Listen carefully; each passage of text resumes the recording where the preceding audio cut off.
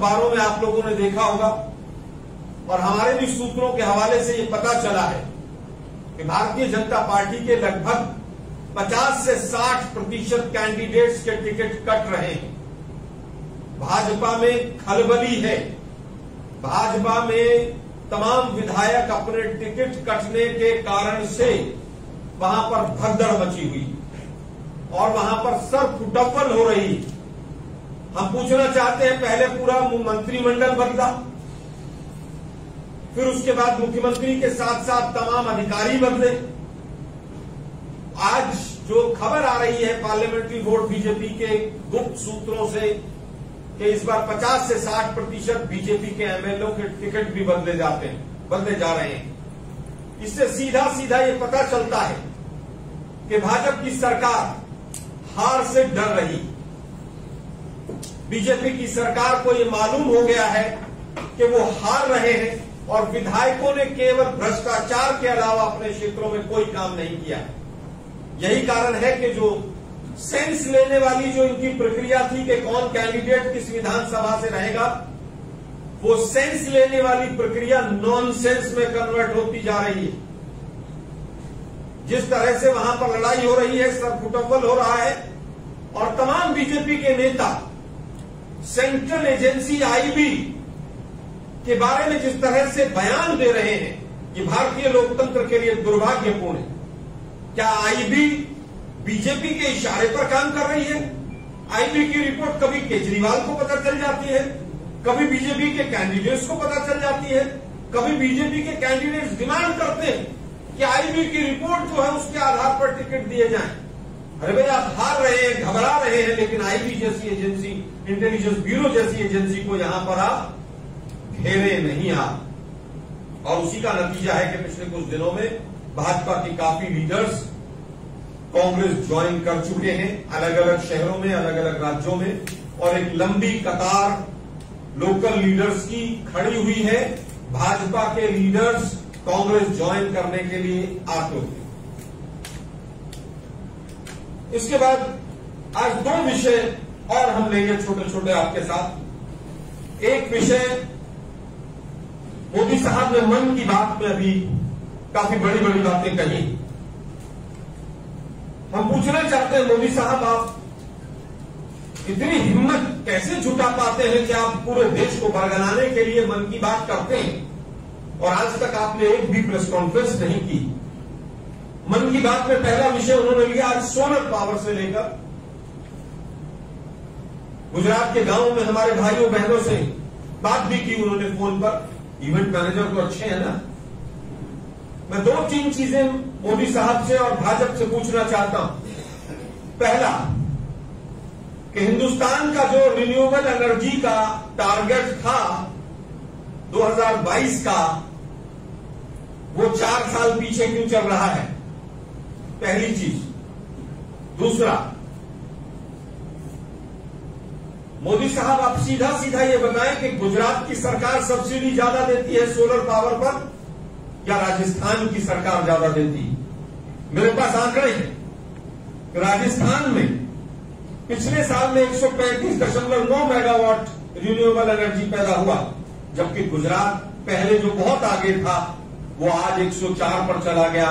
अर्थात renewable energy में भी, डेवलपमेंट में, पैदावार में उसकी राजस्थान गुजरात से इस समय फार बेटर है। मोदी साहब आप न सब्सिडी दे रहे हैं गुजरात में आपकी सरकार, न केंद्र की सरकार सब्सिडी दे रही है, ऊपर से सोलर पैनल जो इंपोर्ट होता है उसके ऊपर आपने लगातार कस्टम ड्यूटी को बढ़ाया। तो इस तरह से कैसे आप अपने टारगेट्स को पूरा करेंगे? केवल मन की बात में लंबी लंबी बात कर जाना। मोदी साहब आंकड़ों पर बात करो, फैक्ट्स पर बात करो। हिंदुस्तान 5वां नहीं, आज पहला होना चाहिए देश जो रिन्यूएबल एनर्जी पे, सोलर पावर पे, क्योंकि हम ट्रॉपिकल कंट्री है, उष्णकटिबंधीय देश है।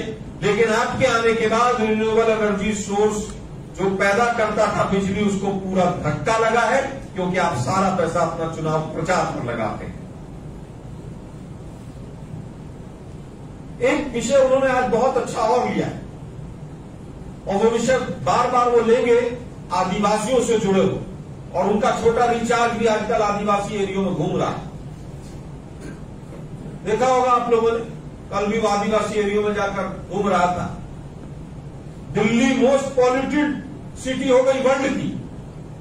आज ही के तमाम मीडिया के अखबार और आप तमाम चैनल्स देखिए, वहां पर सांस लेना दूभर हो गया दिल्ली में।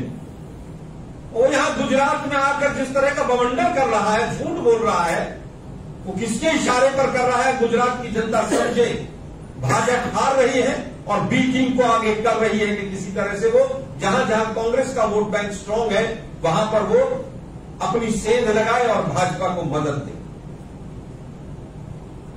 अब बात आती है आदिवासी भाइयों की।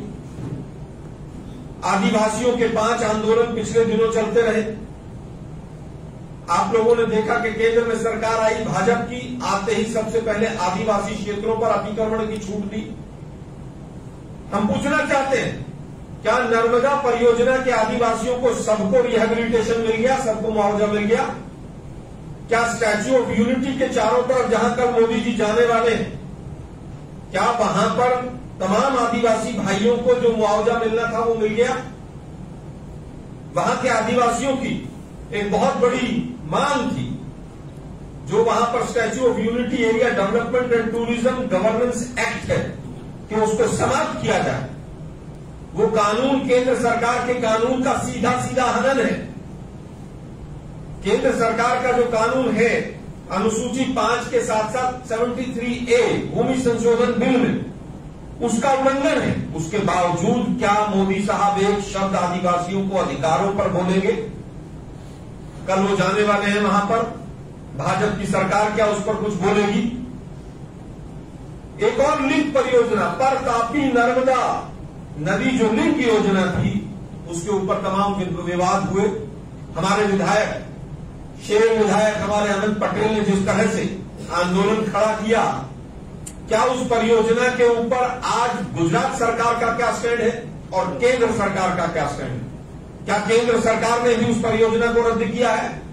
क्योंकि गुजरात सरकार के प्रीव्यू में जहां तक मेरी जानकारी है नहीं आता है उसको रद्द करना।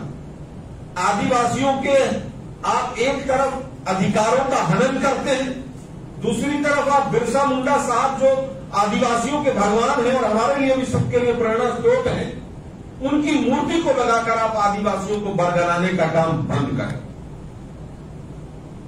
70% लगभग आदिवासी क्षेत्र है गुजरात के अंदर, और पिछले अगर 4-5 बजट उठा लें तो मात्र 2% जो बजट का हिस्सा है वो आदिवासी क्षेत्रों में जाता है। आदिवासियों को मोदी साहब आप वोट बैंक समझना बंद कर दें।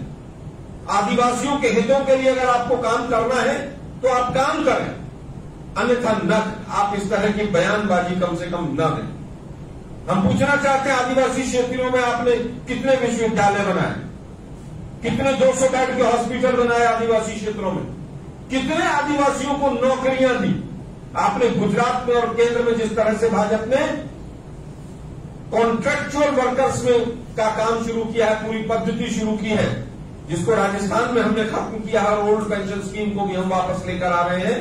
उसमें अगर सबसे ज्यादा नुकसान किसी का हुआ है तो आदिवासी हमारे भाइयों का हुआ है, और ये भाजपा जो है वो आदिवासी विरोधी है।